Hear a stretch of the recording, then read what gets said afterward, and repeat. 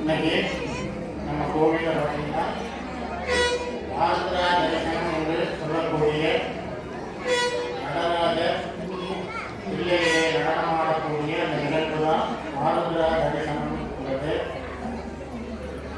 வைகுண்ட ஏகாதசி எப்படியோ அது போல இதுவும் 2 நாள். இன்னைக்கு நடராஜருக்கு என்ன பண்ணோம் அப்படின்னா அபிஷேகம் மட்டும் பண்ணலாம். நாளைக்கு என்ன பண்ணுவான் அப்படின்னா தரிசனம் கொடுப்பார் எல்லாருக்கும். நடராஜ பெருமாள் ஆனந்த தாண்டவம் ஆடுகிறார். இந்த ஆனந்த தாண்டவத்தை பார்க்கும்போது நிறைய நமக்கு நன்மைகள் வந்து சேரும். நிறைய அதாவது இன்னைக்கு மட்டும் சின்ன விஷயம் உத்தரகோசம் அப்படின்னு ஒரு ஊர் ராமநாதபுரம் மாவட்டத்தில் அப்படின்னா இன்னைக்கு லட்சக்கணக்கான பக்தர்கள் கூடுவாங்க. அதாவது அந்த சிவபெருமான நாம இன்னைக்கு ஒரு நாளைக்காவது தரிசனம் பண்ணி நம்ம என்ன பாவங்கள் செய்வோமோ அந்த பாவங்கள் எல்லாம் குறைஞ்சு போகட்டும், நமக்கு இன்னைக்கு புண்ணியங்கள் சேரட்டும் அப்படின்றதுக்காக இந்த காலை பார்க்கறதுக்கே பக்தர்கள் அதை கூடுவாங்க. இந்த சிவபெருமான் தன்னுடைய இடது காலை தூக்கி ஆடுறார். மதுரையில மட்டும் இந்த இடது காலை தூக்கி கீழே வச்சுட்டு வலது காலை தூக்கி ஆடுறார். இது எதுக்காகனா ஒரு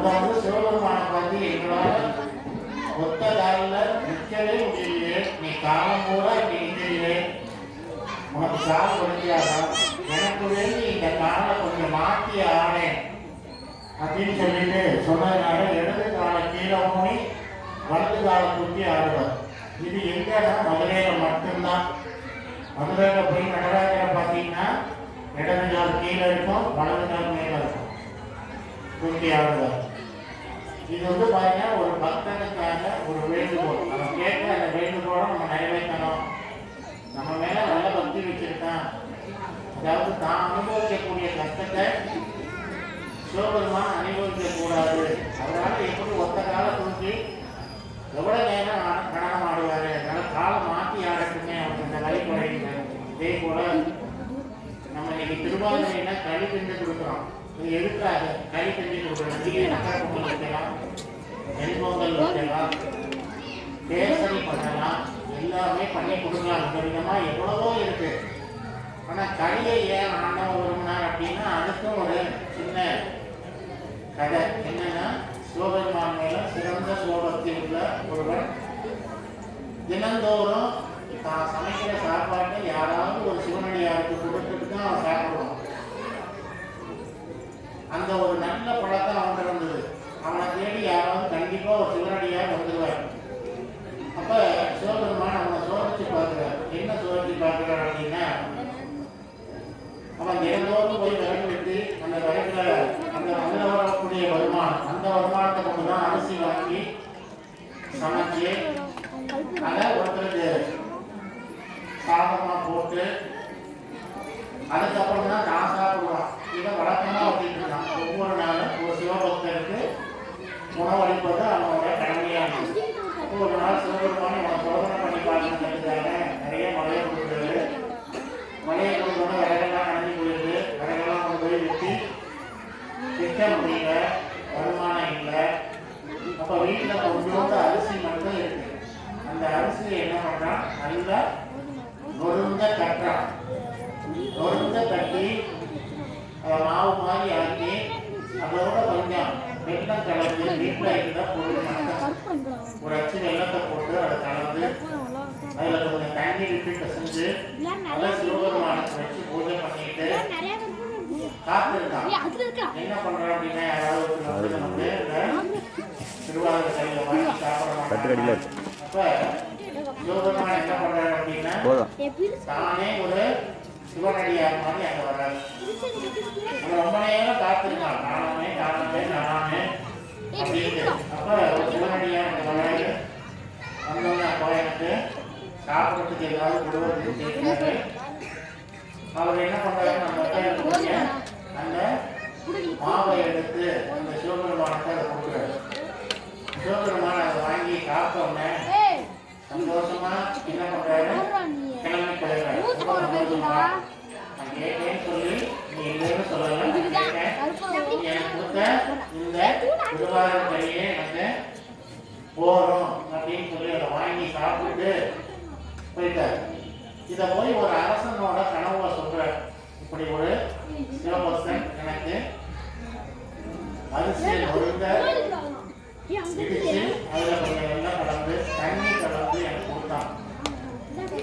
நீ நாளைக்கு காலையில என்னுடைய ஆலயத்துல போய் பாரு, அங்க நான் சாப்பிட்ட மாதிரியே இருக்கும் அப்படின்னு சொல்லி ஒரு அரசனோட கனவுல சொல்றாரு. எங்க அப்படின்னா இது சிதம்பரம். சிதம்பரத்துல போய் சொல்லும் போது அந்த அரசன் என்ன பண்றான், சரி நம்ம போய் பார்ப்போமே, கனவுல வந்தது அப்படின்ட்டு போய் பார்க்கறான். பார்க்கும்போது பார்க்கறதுக்கு முன்னாடி ஐயங்கள்லாம் போய் கதவை திறந்துடுறாங்க. கதவை திறந்து அதை பார்க்கும்போது என்னடா இவ்வளவு மாவு கீழே கிடக்குது, இது யார் கொண்டு வந்து போட்டாங்க, நம்ம நேற்றெல்லாம் சுத்தம் பண்ணிட்டு சாமிக்கு என்ன செய்யணுமோ அதெல்லாம் செஞ்சு வச்சுட்டாலே போனோம், இப்போ இப்படி யார் செஞ்சிருப்பா அப்படின்னு சொல்லிட்டு ஆச்சரியப்படுறாங்க. இது எப்படி நடந்ததுன்னு தெரியல இந்த மாதிரி. ஏன்னா அது வந்து அவங்க தவறாக நினைக்கிறாங்க. இல்லை இதெல்லாம் சுத்தம் பண்ணிட்டு தான் சிவபெருமானுக்கு நம்ம பூஜை பண்ணணும் அப்படின்னு நினைக்கிறாங்க. அப்போ அரசாங்க வராது. அரசாங்க வந்து என்ன சொல்றாரு அப்படின்னா, என்னோட கனவை நடராஜ பெருமான் வந்தார், ஒரு சிவபக்தன் அவருக்கு இந்த மாவை கொடுத்துருக்காங்க, அதை வாங்கி சாப்பிட்டது தான் நீங்க சிதறி போய் கிடக்கு அப்படின்னோடனே அவனை கூட்டிட்டு வர சொல்லி அவனுக்கு நல்ல மரியாதை பண்றாரு. அவனோட பேரு சேந்தன் பேரு. அப்ப அன்னைக்கு பாத்தீங்கன்னா நாளைக்கு பாத்தீங்கன்னா சிதம்பரத்துல தேர் இந்த பாத்தீங்கன்னா நடராஜரை உள்ள வச்சு தேர் கிளம்பும். அந்த நிறைய மழை பெஞ்சு அப்பெல்லாம் இவ்வளவு இது கிடையாது. எங்க பார்த்தாலும் மண்ணு தானே. இப்பதான் நம்ம ரோடெல்லாம் என்ன பண்ணி வச்சிருக்காங்க, சிமெண்ட் ரோடு, தார் ரோடு அப்படின்னு போட்டு வச்சிருக்காங்க. அப்பெல்லாம் மண் ரோடு தான். அப்ப நிறைய மழை பெஞ்சு அந்த தேவை இழுக்க முடியாம ரொம்ப சிரமப்படுறாங்க. அப்ப சிவபெருமான் என்ன பண்றாரு அப்படின்னா அசரீதியா உழைக்கிறார். என்ன உழைக்கிறார் அப்படின்னா சேர்த்தன்னு ஒரு ஏழை இருக்கான். எனக்கு திருவாரூர் கையை வச்சு என்னை திருப்திப்படுத்தினான். அவன் இந்த தேரை தொட்டா தேர் தானா நகரும் அப்படின்னு சொல்றாரு. அப்ப அவனை கூப்பிட்டு இப்ப கடவுளே சொல்றாரு, கடவுளுக்கு நீ நிவேதனம் பண்ணிட்ட, கடவுள் இப்ப அசரீதியா உழைக்கிறாரு, நீ இந்த தேரை தொட்டு கொஞ்சம் இழுப்பா அப்படின்னு சொன்ன. தேரை தொட்டு அவன் இழுத்தோன்ன அந்த தேரானது அவ்வளவு கஷ்டத்திலையும் அந்த தேர் சாதாரணமா வெளியில வந்தது. அவன் தொட்டு இழுத்தோன்ன எதற்காக இதை சிவபெருமான் செஞ்சாலும் ஒரு ஏழையா இருந்தாலும் அவனுக்கு என்னுடைய அருள் கண்டிப்பா உண்டு. அவன் உண்மையான பக்தி உள்ளவனா இருக்கான். அதுதான் எனக்கு ரொம்ப பிடிச்சிருக்கு. நான் நிறைய குழந்தைங்களை வச்சு நம்ம எதை பூஜை பண்ணாலும் உண்மையான ஒரு பக்தியோட அதை செய்யணுங்கிறது அந்த கதையில சொல்லப்பட்டிருக்கு. உண்மையான பக்தியோட நீங்க எனக்கு செய்யுங்க, நிச்சயமா நீங்க நினைக்கிற எந்த காரியமா இருந்தாலும் அந்த காரியத்தை நான் நிறைவேற்றி கொடுக்குறேன். திருப்பாற்கடல்ல பெருமாள் பள்ளி கொண்டு படுத்திருக்கார். பள்ளி கொண்டு அவர் படுத்திருக்கக்கூடிய வாகனம் எது? ஆதிசேஷன் சொல்லக்கூடிய பாம்பு. அந்த ஆதிசேஷன் அப்படிங்கிற பாம்பு பெருமாள் அன்னைக்கு ரொம்ப சந்தோஷமா இருக்காரு. இப்ப ஆதிசேஷன் கேட்கிறாரு, ஏன் நீங்க ரொம்ப சந்தோஷமா இருக்கீங்க அப்படின்னு பெருமாளை பார்த்து கேட்கிறாரு. அது ஒண்ணும் இல்லை, சிவபெருமான் இன்னைக்கு என்ன பண்றாரு, கைலாயத்துல ஆனந்த தாண்டவா ஆடுறாரு. அதை நான் இங்க இருந்து பார்த்து சந்தோஷப்படுறேன். இதை விட எனக்கு சந்தோஷமான ஒரு நிகழ்வு எப்பயுமே நடந்ததில்லை. அப்பதான் சொல்றாங்க, பெருமாளையே மகிழ்ச்சிக்கு கொண்டு போன சிவபெருமான் ரொம்ப சந்தோஷப்பட்டாரு. சரி, அந்த ஆனந்த தாண்டவத்தை நானும் கண்டு கழிக்கணுங்க, அதுக்காக நான் எங்க போறது அப்படின்னு. நீ என்ன பண்ற அப்படின்னா சிதம்பரத்துக்கு போகணும்னு சொன்னாங்க. சிதம்பரத்துக்கு போகும், அங்க போய் பார் அந்த ஆனந்த தாண்டவத்தை. அது இதெல்லாம் ரொம்ப நாளைக்கு முன்னாடி நடந்த சம்பவம். அதில் பார்த்தீங்கன்னா அப்ப அந்த ஆதிசேஷங்கிறவர் பதஞ்சலி முனிவரா கீழே வர்றாரு. பதஞ்சலி முனிவரா சிவபெருமான ரொம்ப நாள் தியானம் பண்ணி சிவபெருமான அவ்வளவு சீக்கிரமா பார்க்க முடியாது. அதனால சிவபெருமான ரொம்ப நாள் தியானம் பண்ணி உன்னோட ஆனந்த தாண்டவத்தை நான் பார்க்கணும், அதுக்காக அவர் காட்சி கொடுக்குறார். அது என்னைக்கு அப்படின்னா மார்கழி மாசத்துல திருவாதிரைன்னு சொல்லக்கூடிய இந்த நிகழ்ச்சியில தான் வியாக்கிரபாதர் அப்படிங்கிற முனிவருக்கும் பதஞ்சலி முனிவருக்கும் காட்சி கொடுக்கிறார் சிவபெருமான். இந்த ஆனந்த தாண்டவத்தை அவரை என்ன பண்றாரு காமிக்கிறார். ஆனா உத்தரகோசம் மந்தை அப்படிங்கிற ஊர்ல பார்வதிக்கு மட்டும் தனியா தன்னுடைய நடனத்தை ஆடி காமிச்சார், யாருக்கும் காட்டல. பார்வதி கேட்கிறார், இந்த ஆகமம்னு சொல்றாங்க, இந்த ஆகமம் எனக்கு எப்படின்னு கொஞ்சம் புரிய வைங்க அப்படின்னு. நான் என்ன பண்றேன் அப்படின்னா உனக்கு மட்டும்தான் இந்த இடத்துல இந்த ஆகமத்தை புரிய வைப்பேன், மற்ற எல்லாருக்கும் நான் சிதம்பரத்துல தான் புரிய வைப்பேன் அப்படின்னு. அப்ப அவரு ஸ்கிரீனை போட்டுட்டு ஆனந்த தாண்டவம் ஆடுறாரு. ஆகமங்கள் எப்படி, அதாவது இந்த கோயில் எப்படி கட்டியிருக்கோங்கிறது ஆகம விதிப்படி கட்டியிருக்கோம் அப்படின்னு சொல்றது. ஆகம விதிப்படி எந்தெந்த தெய்வங்கள் எந்தெந்த இருக்கணும், நம்ம அந்த நந்திக்கும் சிவபெருமானுக்கும் எவ்வளவு தூரம் எல்லாமே ஒரு கணக்கிட்டு கட்டியிருக்காங்க. இதுதான் ஆகம விதி. தெரியுதா? நம்ம சுத்து சுவர்ணா கூட ஆகம விதி. இதை பார்க்கும்போது ஆகம விதிப்படி, அதனாலதான் கவர்மெண்ட்ல சொல்றான் ஆகம விதிப்படி கட்டியிருக்க கோயில்ல யாரும் போய் எதுவும் சொல்லக்கூடாது செய்யக்கூடாதுன்னு சொல்றாங்க கவர்மெண்ட்ல. அதனால ஆகம விதிப்படி கட்டினா கோயில். அப்ப ஆகமத்தை பற்றி அங்க சொல்லியிருக்காரு. சரி, எனக்கு சொன்ன விஷயத்த எல்லாருக்கும் நீ சொல்லணுங்க அப்படின்னு எல்லாரையும் சிதம்பரத்துக்கு வர சொல்லி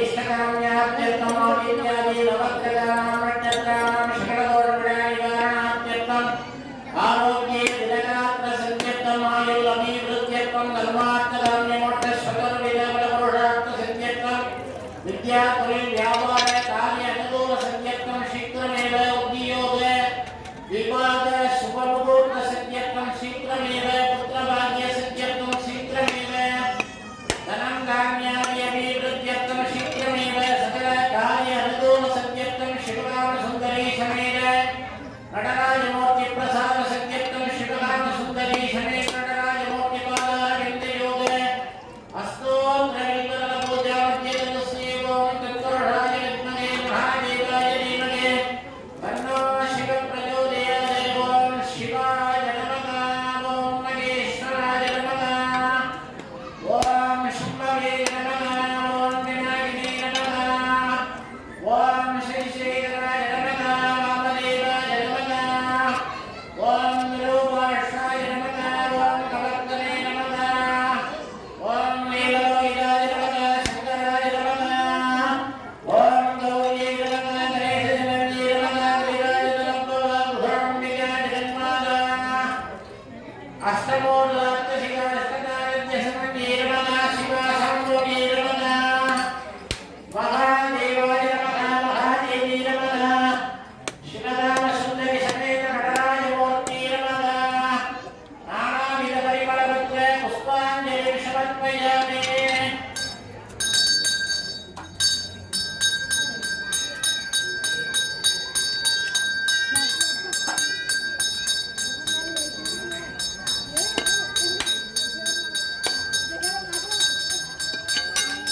ஓம் நம சிவாய ஓம் நம சிவாய ஓம் நம சிவாய ஓம் நம சிவாய ஓம் நம சிவாய ஓம் நம சிவாய ஓம் நம சிவாய ஓம் நம சிவாய ஓம் நம சிவாய ஓம் நம சிவாய ஓம் நம சிவாய ஓம் நம சிவாய ஓம் நம சிவாய ஓம் நம சிவாய ஓம் நம சிவாய ஓம் நம சிவாய ஓம் நம சிவாய ஓம் நம சிவாய ஓம் நம சிவாய அண்ணாமலைக்கு உண்ணாமலை அவனுக்கு ஓம் நம சிவாய ஓம் நம சிவாய ஓம் நம சிவாய ஓம் நம சிவாய ஓம் நம சிவாய ஓம் நம சிவாய ஓம் நம சிவாய ஓம் நம சிவாய இன்னைக்கு கொஞ்சம் கேளுங்க பௌர்ணமி இன்னைக்கு சாயந்தரமா பௌர்ணமி வருது பௌர்ணமியோட சிறுவாதிரை நட்சத்திரம் வரும்போது நான் ஏற்கனவே சொல்லியிருக்கேன் நம்ம கோயில் விசேஷம் கூட இதில் வரும் பௌர்ணமியில் தான் வரும் ஆறுதா தரிசனம் பௌர்ணமியில் வரும் அடுத்தது பூசம்னு சொல்லக்கூடிய தைப்பூசம் சொல்றோமா இல்லையா தீபாதானம் விடலாம். அடுத்தது மாசி மாச சிவராத்திரி மட்டும்தான் அமாவாசை. அடுத்தது பங்குனி உத்திரம் பார்த்தீங்கன்னா எதில் வரும் பௌர்ணமியில் வரும். அதனால சிவன் கோயிலில் நடக்கக்கூடிய ஒவ்வொரு விசேஷமும் பார்த்தீங்கன்னா பௌர்ணமியை வச்சு தான் வரும். ஒன்று ஒரு நாள் முன்னாடி இருக்கும் அல்லது பௌர்ணமி அன்னைக்கே இருக்கும். பௌர்ணமியோட திருவாதிரை நட்சத்திரம் சேரும்போது தான் இந்த ஆருத்ரா தரிசனம். ஆருத்ராங்கிறது வடமொழியில் சொல்லக்கூடிய சொல். அது திருவாதிரை சிவபெருமானுக்கு உண்டான நட்சத்திரம். சிவபெருமானுக்கு உண்டான நட்சத்திரம் திருவாதிரை. அதனால இப்போ இன்னைக்கு பௌர்ணமி இருக்கு, ஆரம்பிச்சு பௌர்ணமி. நாளைக்கு பார்த்தீங்கன்னா சாயந்தரம் 4-5 மணி வரைக்கும் தான் பௌர்ணமி இருக்கு. அதனால நம்ம எப்போவுமே பௌர்ணமினா கோவிலை சுற்றி எல்லாரும் வருவோம். வந்த பிறகு தான் உங்களுக்கு விபூதி, அதுக்கப்புறம் பிரசாதம்.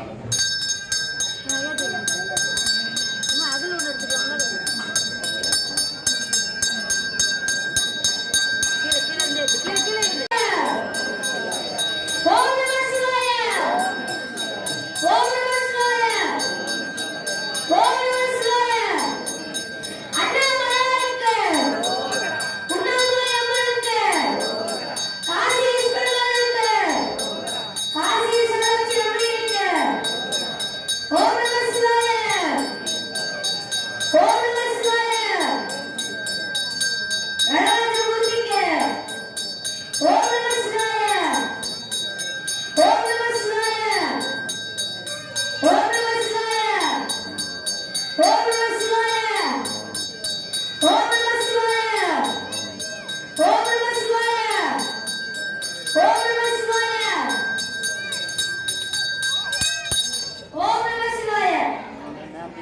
கால், இந்த தாண்டவம் ஆடக்கூடிய காலுக்கு கீழே தான் சிதம்பரத்தில் அந்த தீர்க்க ரேகை, மகர ரேகைன்னு சொல்லக்கூடிய ரேகையெல்லாம் பார்த்திங்கன்னா இருக்குது. அதில் பூமத்திய ரேகைங்கிறது இந்த நடராஜரோட காலுக்கு கீழே தான் நேராக இருக்கும். இதுக்கு நேராக இருக்குமா சிதம்பரத்தில் பூமத்திய ரேகை அதில் ஓடுதான். அதனால் நிறைய சயின்டிஸ்டெல்லாம், அறிவியல் விஞ்ஞானிகள்லாம் வந்து இந்த இது எப்படி நடந்தது, அவ்வளவு ஆச்சரியமாக அதெல்லாம் பார்க்குறாங்க. இது சாதாரணமாக நடந்த விஷயமே இல்லை. பூமத்திய ரேகை இந்த காலுக்கு கீழே நேராக போடுதான்.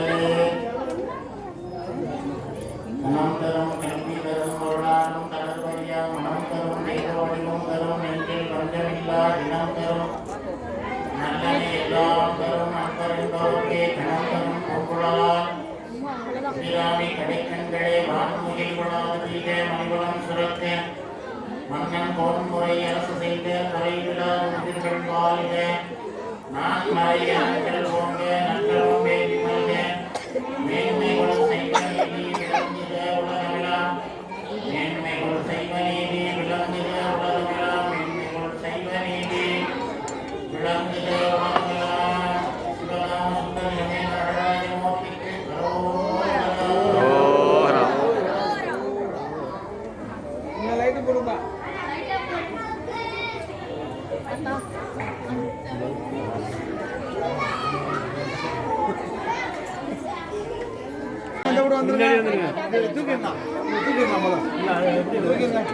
அங்கே எடுத்து போயிருக்கும் எல்லாம் கொஞ்சம் வரிசையா வாங்க, வரிசையா வாங்க. அப்பதான் பொறுமையா ஒவ்வொருத்தரும் வாங்க, எல்லாரும் கைவிட்டாங்க. எல்லாரும் வரிசையா வாங்க. ஆலமா.